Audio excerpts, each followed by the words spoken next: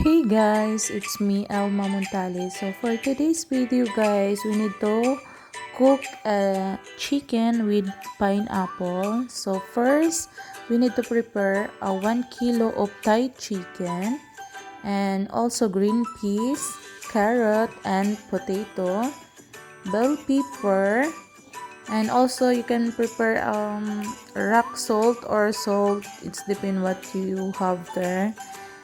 And also guys, pineapple,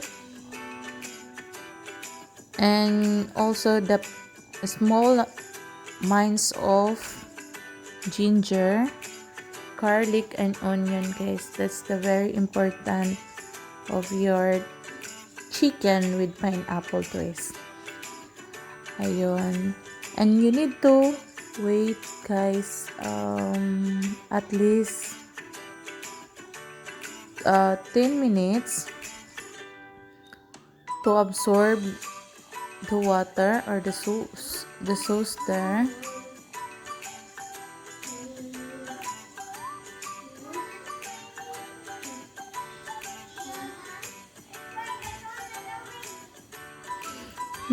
Smell good. I smell the pineapple guys, of course, because I put juice of pineapple juice and with pineapple. Did you see it guys? The circle one.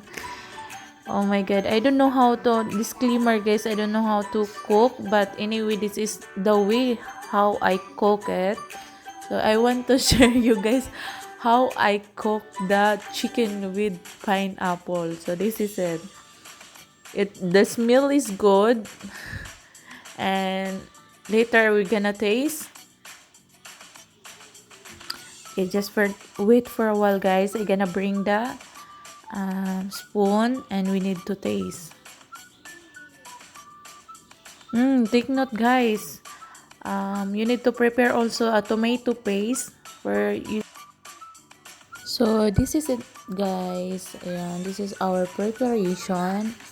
And I hope you like it guys, our preparation, simple preparation. I don't know how to prepare also, but anyway, thank you for watching guys, and don't forget to comment and to like and share, subscribe, please subscribe to my channel guys, and I hope na nag-bell kayo, and bye, thank you for watching.